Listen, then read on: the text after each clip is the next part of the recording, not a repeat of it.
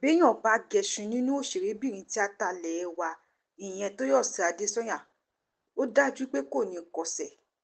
Inú ayọ̀ àti ìdùnnú lárábìnrin náà wà báyìí látàrí ọmọbìnrin làǹtìlanti tọ́lọ́run ọba fi ta òun àti ìdílé rẹ̀ lọ́rẹ. Kò kí ń ṣe ìrìn àjò tó rọrùn kóbìnrin wà nílé ọkọ kó má bímọ.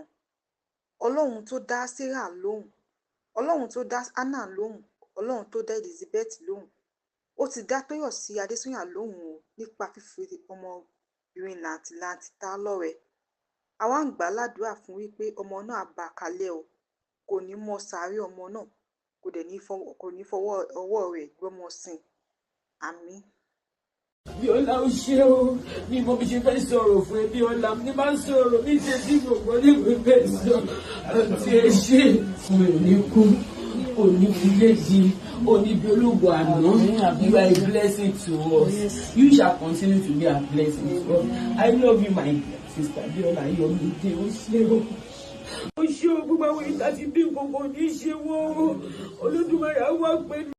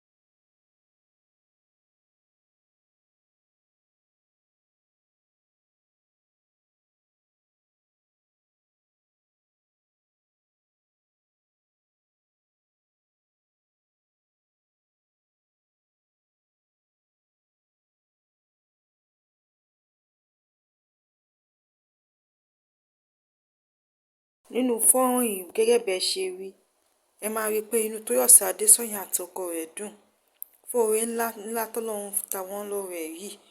Lágbára Ọlọ́run, oore náà á bá wọn kalẹ̀ o.